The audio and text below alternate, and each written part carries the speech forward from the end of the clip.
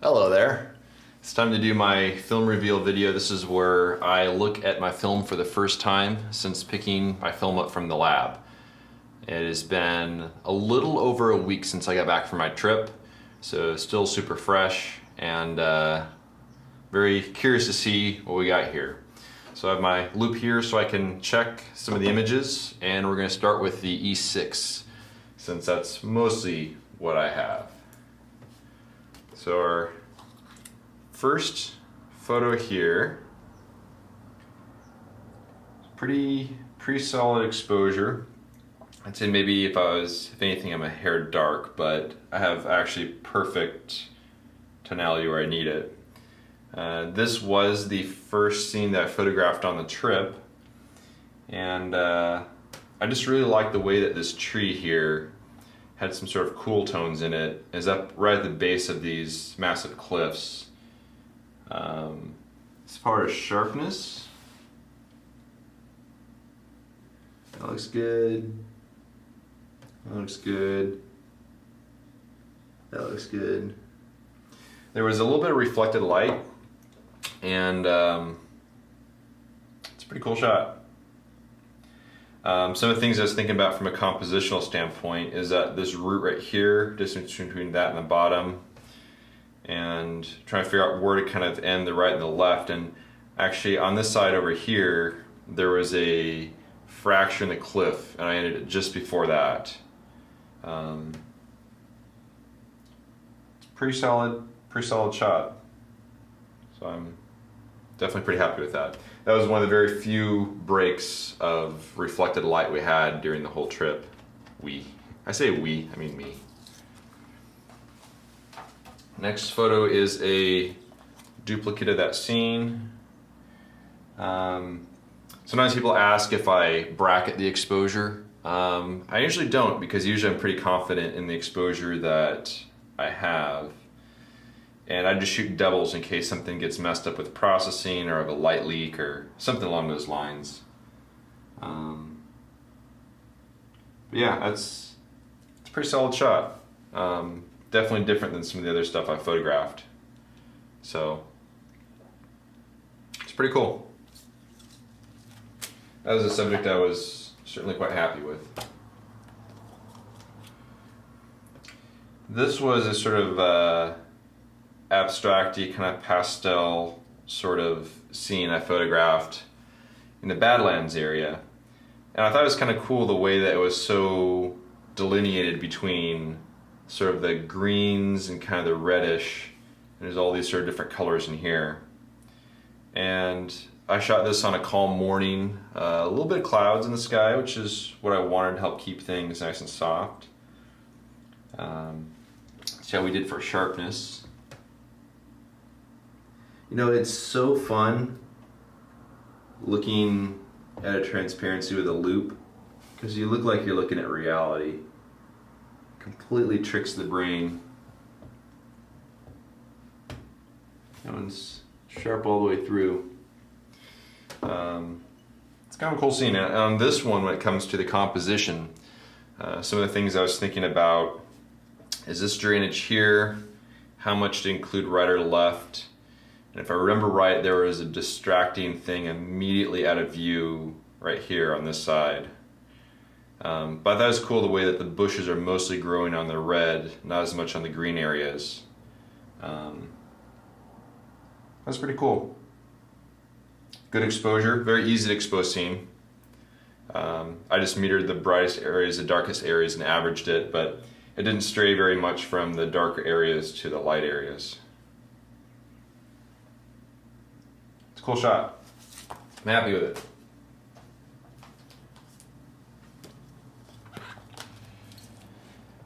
So this was one morning when we had just a hair of reflected light, and I really like this canyon wall. I'll turn it sideways so you can see it all. I like the sort of the peachy kind of colored desert varnish here and here, very clean. This tree stood out to me, and in a scene like this, I pretty much knew how much I wanted to include on the bottom of the frame. I could have gone a little higher if I needed to, but I wanted to ground this. I I wanted to have this mostly kind of on a third. I like the way that you had the light area kind of matching up with the tree there. But I wanted to show the scale of these cliffs, and worked out pretty well. I only had time to do one exposure of this scene, and I see that it's a good exposure because just after this it got kind of cloudy. So this is kind of a mixture of reflected light with a little bit of clouds. This is my 450mm lens, but that is super sharp, and actually really gives me the feeling of standing there and looking at it. So that one turned out quite nice. I don't shoot a lot of verticals, but usually when I do, it's for a reason. So here's my second exposure of that sort of eroded sediment scene. It's no different than the other one. Again, I just shoot doubles because you never know what's going to happen. It's very uncommon, but I have had some film get messed up from the lab. This was a bit of an experimental exposure. It's not bad. This was in the afternoon. A little dark in here. But this was in the afternoon. I was driving along, and I was on top of what I call Pride Rock. I was on top of this crazy, really, really windy rock. And I saw this cloud line was basically following along with the water pocket fold here. Because I think the wind was kind of hitting off that and is creating uplift to create the cloud. But I did expose 3 different sheets of film on this one. I did one with a grad filter, one with a polarizer, and then I shot it also on color negative. And I don't know which one this one is. I will say we're not super sharp though. Could have been wind movement maybe, but I feel the focus isn't quite there. So I bet there was wind movement here.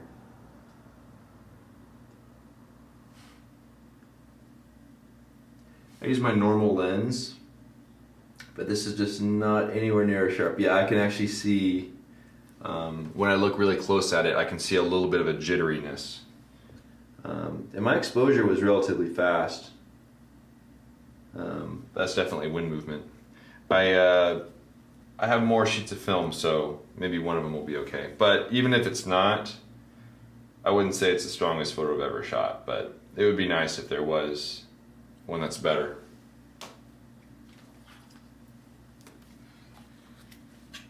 This is the same scene. The color is different on this one, which makes me think maybe the other one was a polarized.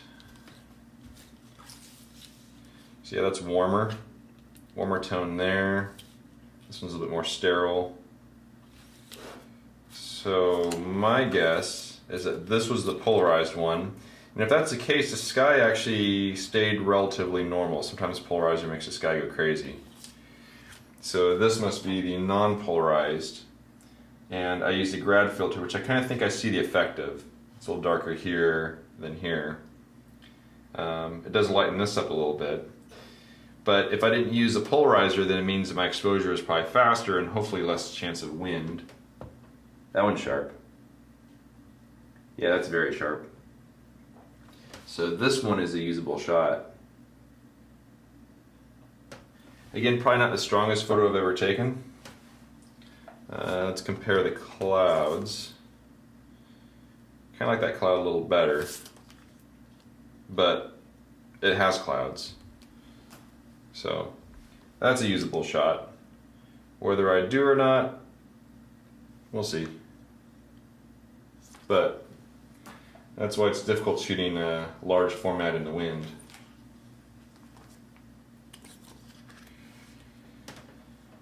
This one's probably a little too chaotic. I don't know why I'm so dark up top.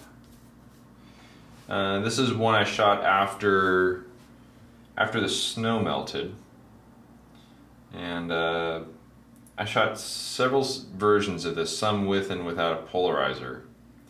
This is with the 600mm lens, so it'll be interesting to see how sharp it is. It's a little dingy looking. But the wall back here is wet, this is wet. But you have purple, you have yellow. Maybe if I tweak the white balance out on it a little bit, you get a little more separation where it'll pop the greens and then the reds and stuff a little bit more. I feel like it's a little greenish. It was under cloudy conditions, so I didn't exactly have the perfect sort of light I wanted. As far as sharpness, it appears to be very good. Let's check the corner. Corner looks good. That was one of the complaints I had with my previous lens, my Nikon telephoto lens, is that it wasn't very good in the corners, but this one appears to be good in the corners, but it's a little too random perhaps. But if this is the polarized photo, then maybe the non-polarized would be better. It's kind of funny, I've kind of forgotten all these things. So this must be the non-polarized. And the polarizer, if I do side by side here, you can see the polarizer warmed it up a little bit. And maybe that's adding the muddiness that I wasn't really liking. And I used a polarizer because some of the areas in here, see there's a little bit of glare there. I figured I can get away from some of the glare, but it actually warmed it up in a not good way. I still think it's probably too chaotic to do anything with, but sometimes my opinion of that will change once I get it on the computer. That color is more accurate though on this one. Again, it's sharp. Now I'll say I didn't have the right size polarizer for this lens because this is a 67mm thread size, and so I just gaff taped a 95mm filter onto it. But that's probably going to be too chaotic, but I might be able to separate the colors a little bit more when I get it on the computer. There's plenty of tonality and color and everything to work with, but definitely not the strongest. And then here's my second exposure of that scene. One thing I will say though that was really interesting about this is the fact that you have this purple layer of sediment, and then you have the kind of the yellowish sandstone, which has some of the red rusty areas. But it's interesting because this layer down here was incredibly fragile, and you got this really thick layer on top of it. And from what I can understand, the purple is caused by it was a kind of a swampy wetland, and then you have volcanic activity, and the ash kind of got into it all, and there's a lot of petrified wood in those layers as well. But we'll see how that is on the computer. It might be okay, but it doesn't jump out to me as much as I would hope. This was the last photo I shot on the trip, and I shot some with and without a polarizer. I suspect the polarizer might be the better of the bunch.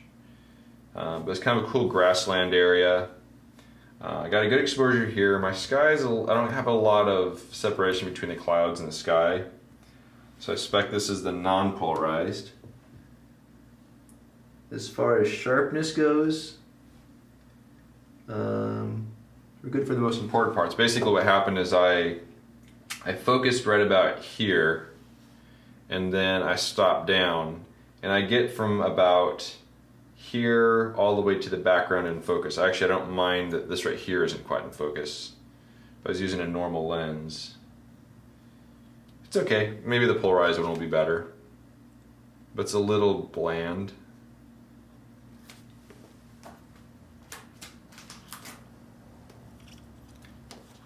Now this is interesting. This is the one I thought did not turn out at all because the rear element fogged up. But it's not fogged up for the photo.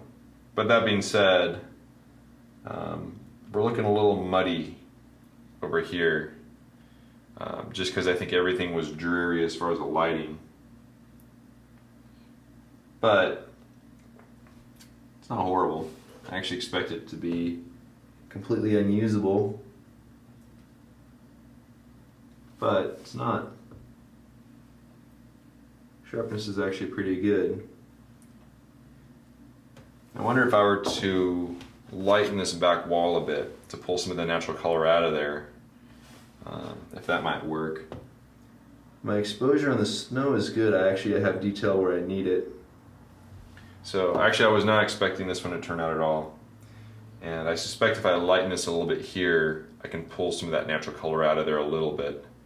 But it's a little too drab looking like that. But the light was really drab when I shot that. But again, this is a 600mm lens, and I'm actually surprised that turned out at all. I certainly wasn't expecting it to.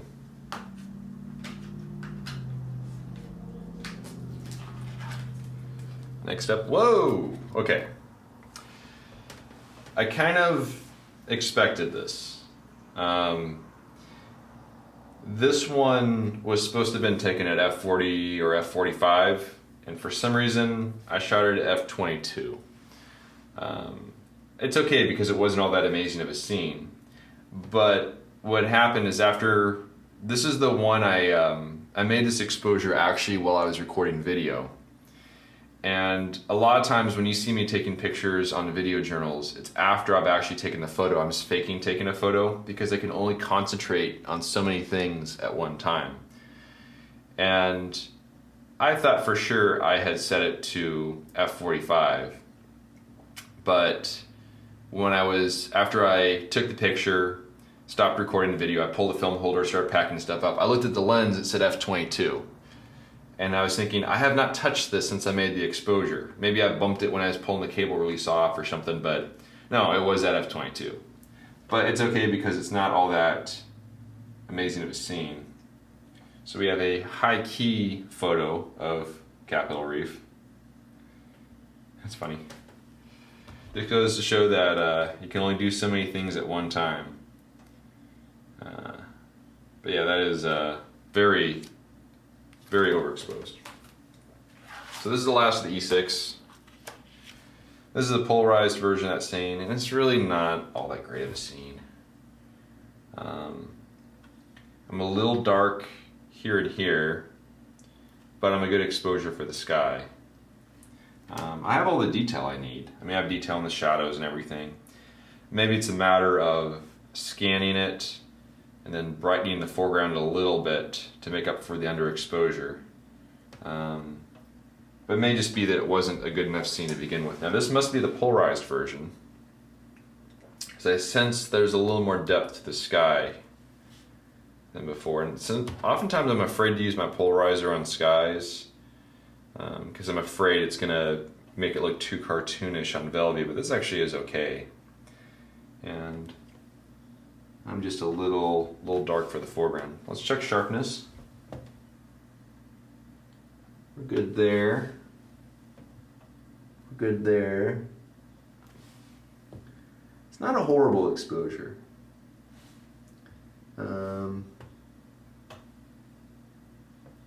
There are some areas that get a little on the dark side. Like deep in this canyon here, there's not a lot of information when you get down there. But I think this goes in the category of it's not as amazing of a scene as I was hoping for. Really cool scene to look at. And actually the day before it looked really nice. But I think it's just a little blah. So no big deal on that. But of those, I got a good, maybe 3 shots I'm pretty happy with at this point. Alright, and finally I have a single sheet of Ektar. And this is of the scene that I shot several sheets of Velvia on. So the cliffs here at the water pocket fold kind of leading back to the mountains, clouds. Let's see how we did for sharpness here. Yeah, we're good on that.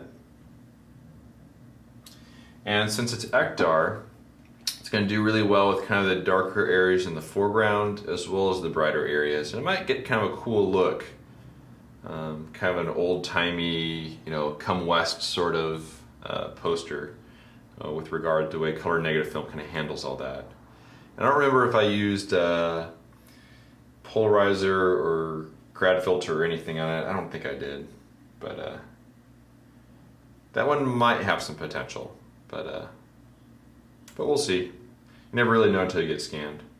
But certainly of the slide versions of this, the one I like the clouds from the best, which has the polarizer, that one was lost to wind shake, so this one is good from that standpoint.